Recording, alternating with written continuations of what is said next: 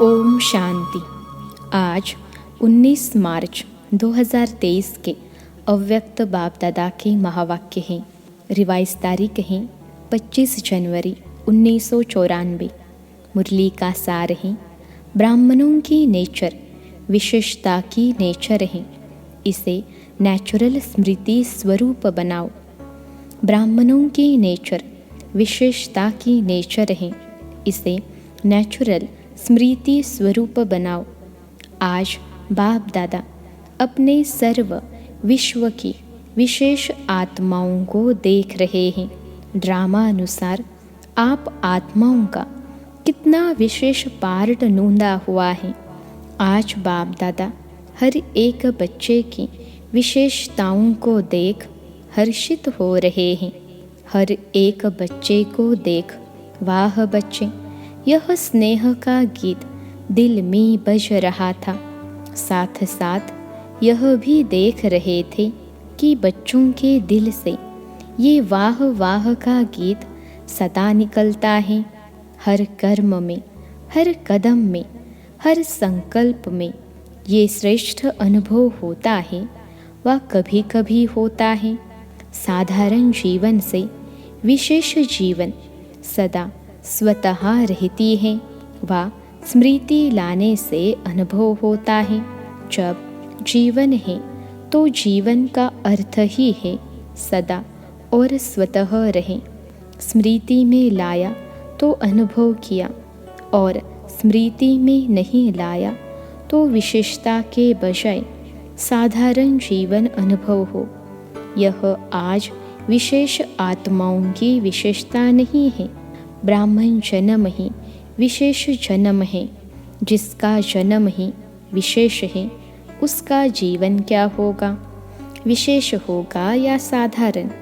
ब्राह्मण जन्म भी श्रेष्ठ, ब्राह्मण धर्म भी श्रेष्ठ और ब्राह्मण कर्म भी श्रेष्ठ, क्योंकि ब्राह्मण जन्मदाता, ब्राह्मण धर्म स्थापक, सर्वश्रेष्ठ परम आत्मा और आदि आत्मा ब्रह्मा बाप है।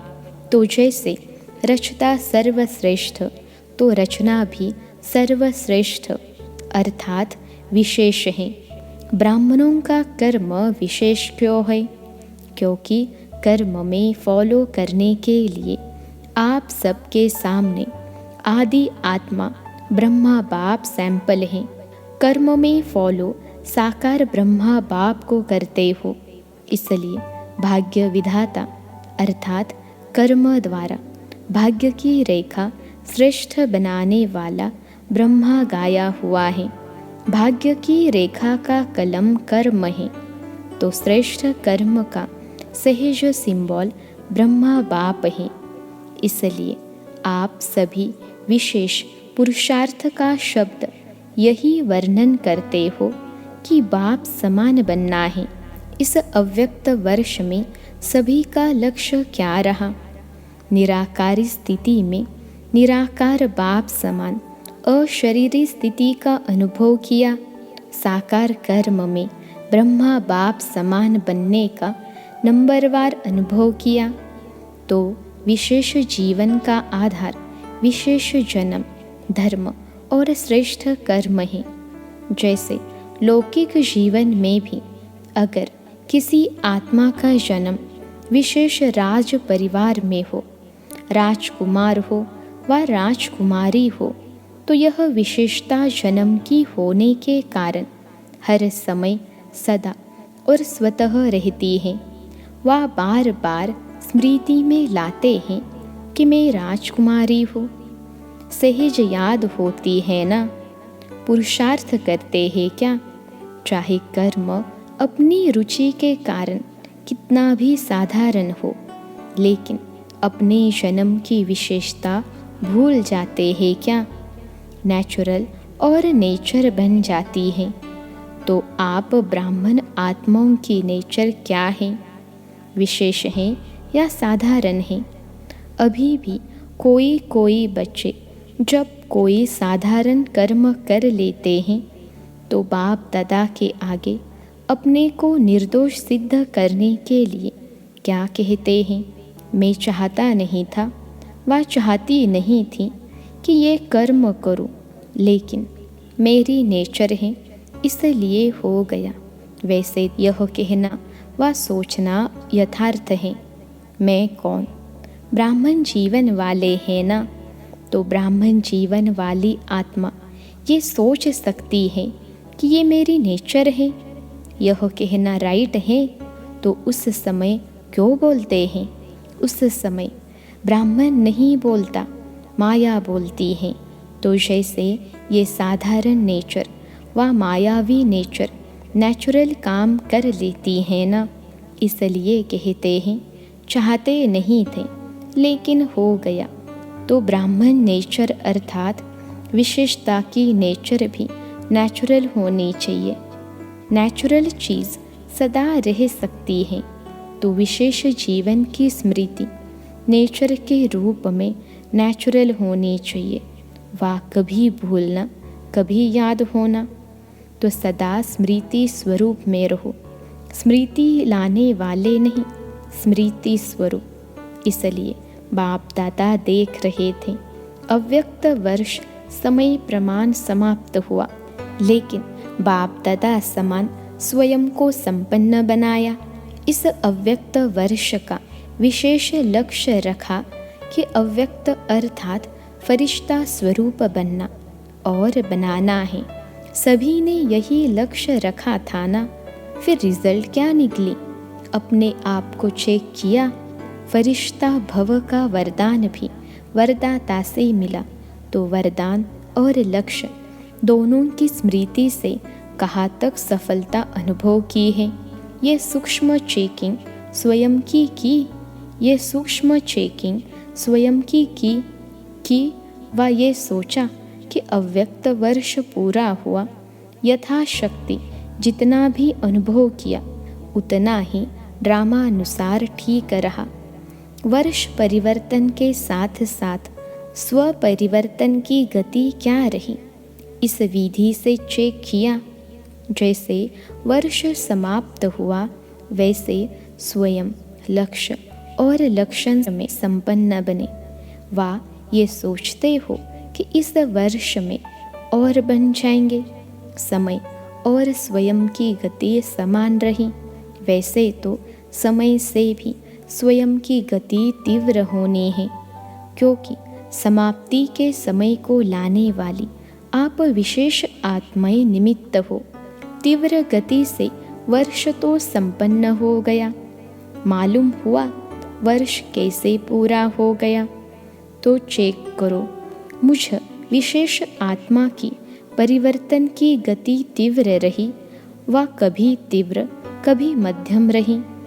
फरिश्ता अर्थात जिसका पुराने संस्कार और संसार से रिश्ता नहीं, तो चेक करो पुराने संसार की कोई भी आकर्षण, चाहे संबंध रूप में, चाहे अपने देह की तरफ आकर्षण व किसी देहधारी व्यक्ति के तरफ आकर्षण, कोई वस्तु की तरफ आकर्षण कितने परसेंट में रही, ऐसे ही पुराने संस्कार की आकर्षण, चाहे संकल्प रूप में, वृत्ति के रूप में, वाणी के रूप में, संबंध संपर्क अर्थात कर्म के रूप में कितने परसेंट रही।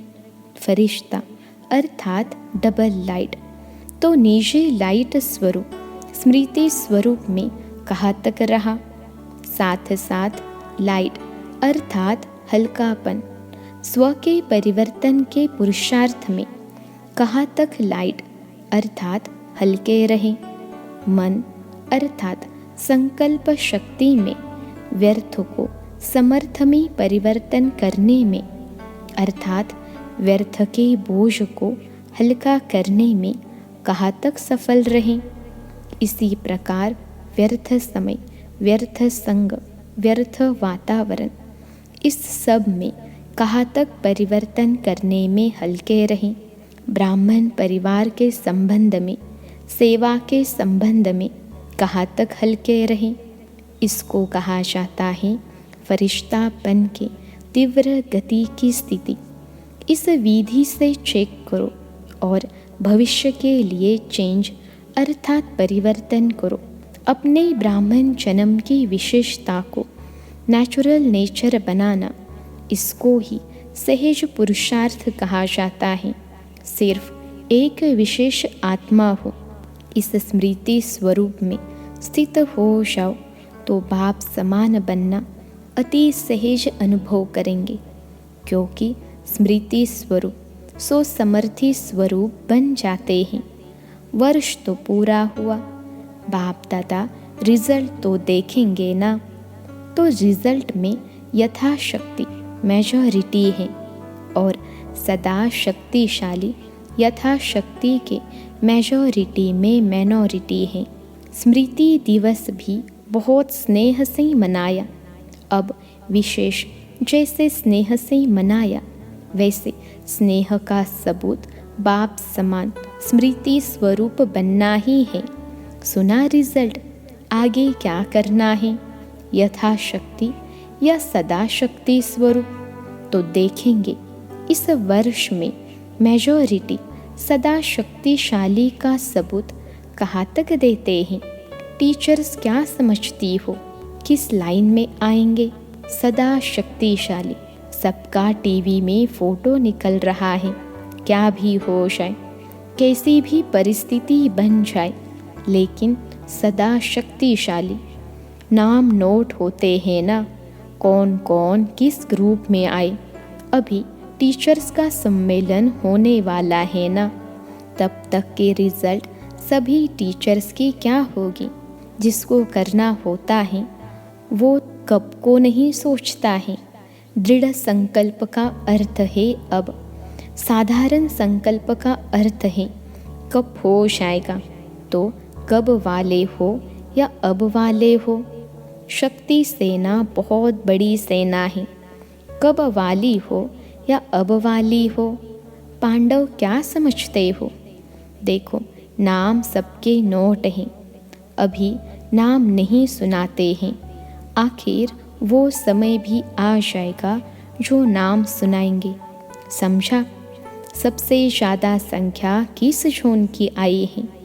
देखेंगे पंजाब, इंदौर क्या कमाल दिखाते हैं। टीचर्स भी ज़्यादा आती हैं, संख्या ज़्यादा तो टीचर्स भी ज़्यादा होती। पंजाब वाले नंबर 1 लेंगे या सेकंड, इंदौर भी नंबर 1 लेंगे। और कर्नाटक क्या करेंगे? कौन सा नाटक दिखाएंगे? कर्नाटक तो हीरो नाटक दिखाना, ऐसा वैसा नहीं दिखाना। और महाराष्ट्र तो महान ही बनेंगे ना। और यूपी को क्या कहते हैं? यूपी में नदियाँ हैं, अर्थात यूपी पतित को पावन करने वाली हैं। पावन बनाने में नंबर 1, तो यूपी वाले भी नंबर 1 बनेंगे। इस समय तो कोई भी नंबर 2 नहीं कहेंगे। राजस्थान तो है ही लकी, जो राजस्थान में ही चरित्र भूमि है। हेड क्वार्टर राजस्थान में है ना, तो जहाँ हेड क्वार्टर है वो क्या बनेगा? हेड बनेगा ना। सभी खुशी से कह रहे हैं नंबर 1, लेकिन वहाँ जाकर ऐसे नहीं कहना कि क्या करें, कर नहीं सकते, चाहते तो नहीं लेकिन हो जाता है। ऐसी भाषा सोचना भी नहीं। अच्छा, डबल विदेशी भी सेवा में रेस अच्छी कर रहे हैं और रेस में नंबर 1 आना है ना। देश वालों को हिम्मत दिलाने में विदेश अच्छा निमित्त बना है। इस हिम्मत दिलाने के कारण एक्स्ट्रा मदद भी मिलती है, समझा। इसी को स्मृति में रख सहज बढ़ते चलो और बढ़ाते चलो। अच्छा, चारों ओर की सर्व विशेष आत्माओं को, सदा साकार ब्रह्मा बाप के श्रेष्ठ कर्मों को फॉलो करने वाले कर्म योगी आत्माओं को, सदा विशेषता को नेचुरल और नेचर बनाने वाली कोटों में कोई आत्माओं को, सदा दृढ़ संकल्प द्वारा विशेष जन्म धर्म और कर्म में स्मृति स्वरूप आत्माओं को बाप दादा का विशेषता संपन्न याद प्यार और नमस्ते। हम रूहानी बच्चों की सिखिलते रूहानी माता पिता बाप दादा को याद प्यार, गुड मॉर्निंग और नमस्ते बाबा नमस्ते। दादियों से मुलाकात। आप ब्राह्मण जितने संपन्न बनते जाएंगे उतना भविष्य में प्रकृति भी प्रगति को प्राप्त करेगी, क्योंकि प्रकृति समय प्रति समय अपना सिग्नल दिखा रही है। तो जितनी प्रकृति की हलचल उतनी अचल स्थिति प्रकृति को परिवर्तन करेगी। कितनी आत्माएं समय प्रति समय दुख की लहर में आती हैं, तो ऐसे दुखी आत्माओं का सहारा तो बाप और आप ही हो। तो रहम पड़ता है ना। जब समाचार सुनाते हो तो क्या दिल में आता है? Nothing new. अपनी अचल स्थिति के लिए तो ठीक है, लेकिन प्रकृति की हलचल से जब आत्माएं चिल्लाती हैं तो किसको चिल्लाती हैं? तो जब मर्सी रहम मांगते हैं तो आप लोगों को उनके रहम की पुकार पहुंचती तो है ना। ये छोटी छोटी आपदाएं और तड़पाती हैं। ब्राह्मण संपन्न हो जाओ तो दुख की दुनिया संपन्न हो जाए। तो रहम पड़ता है या नहीं? रहम पड़ता है तो फिर क्या करते हो? फिर भी ईश्वरीय परिवार के हैं ना। तो परिवार का कोई भी दुख सुख में परिवर्तन करने का संकल्प तो आता है ना। कोई परिवार में बीमार भी हो तो क्या संकल्प होता है? जल्दी ठीक हो जाए। तो चिल्लाते चिल्लाते मरना और एक धक से परिवर्तन होना फर्क तो है ना। महाविनाश और रिहर्सल का विनाश फर्क है। महाविनाश अर्थात महान परिवर्तन, उसके निमित्त आप हो। संपन्न बनेंगे तो समाप्ति होगी।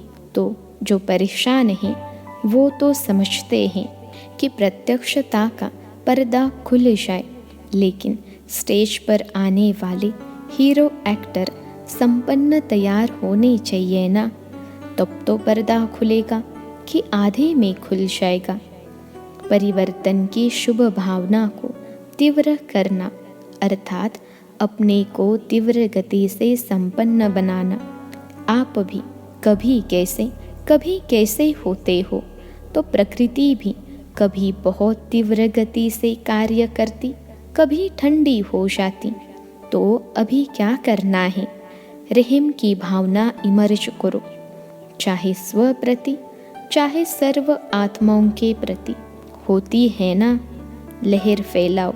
रहम की भावना से विघ्न भी सहज खत्म हो जाएंगे। जहाँ रहम होगा वहाँ तेरा मेरा की हलचल नहीं होगी। पूज्य स्वरूप मर्सीफुल का धारण करो, ठीक है ना। अभी ये लहर फैलाओ। हर संकल्प में मर्सीफुल संकल्प में होंगे तो वाणी और कर्म स्वतः ही हो जाएंगे। सब चिल्लाते भी क्या है? Mercy mercy. अच्छा, अव्यक्त बाप दादा की पर्सनल मुलाकात। माया की छाया से बचने का साधन है बाप दादा की छत्र छाया। माया की छाया से बचने का साधन है बाप दादा की छत्र छाया। सदा अपने को बाप दादा की छत्र छाया के नीचे रहने वाली सदा सेफ आत्माएं अनुभव करती हो। सदा छत्र छाया है या कभी बाहर निकल जाते हो? या है बाप की छत्र छाया या है माया की छाया? तो माया की छाया से बचने का साधन है छत्र छाया। तो छत्र छाया में रहने वाले कितने खुश रहेंगे, क्योंकि बेफिक्र बादशाह हो गए ना। फिक्र है तो खुशी गुम होती है। कभी भी देखो खुशी गुम होती है तो कारण क्या होता है? कोई न कोई चिंता, फिक्र, बोझ खुशी को गुम कर देता है। और खुशी गुम हुई, कमज़ोर हुए तो माया की छाया का प्रभाव पड़ ही जाता है। कमज़ोरी माया का आह्वान करती हैं। जैसे शारीरिक कमजोरी बीमारियों का आह्वान करती है, तो आत्मिक कमजोरी माया का आह्वान करती है। फिर उस छाया से निकलने में कितनी मेहनत करनी पड़ती है। अगर माया की छाया स्वप्न में भी पड़ गई तो स्वप्न भी परेशान करेगा। फिर ब्राह्मण से क्षत्रिय बन जाते हैं तो युद्ध करनी पड़ती है। क्षत्रिय जीवन मेहनत की है और ब्राह्मण जीवन खुशी की है। तो क्या पसंद है? कभी कभी युद्ध करनी पड़ती है। युद्ध करना अच्छा लगता है। छोटे से भी व्यर्थ संकल्प की छाया कितनी मेहनत कराती है। इसलिए सदा बाप के याद की छत्र छाया में रहो। याद ही छत्र छाया है, तो सदा काल के लिए छत्र छाया में रहना आता है, कभी कभी के लिए नहीं। सदा अविनाशी बाप है ना, तो वर्षा भी सदा का लेना है। सदा खुश रहने वाले छत्र छाया अर्थात खुश रहना। बेफिक्र होंगे ना। सब फिक्र बाप को दे दिया कि एक दो को संभाल कर रखा है। क्या करे कैसे करे, ये शब्द फिक्र के हैं। बेफिक्र के बोल सदा विजय के होते हैं। क्या कैसे के नहीं होते? तो सदा ये याद रखो कि हम सभी बाप की छत्र छाया में रहने वाले हैं, चक्कर लगाने वाले नहीं। संकल्प में भी चक्कर में आए तो चक्कर में आने वाले चकनाचूर हो जाएंगे। आप तो अमर हो ना, अमर हो गए।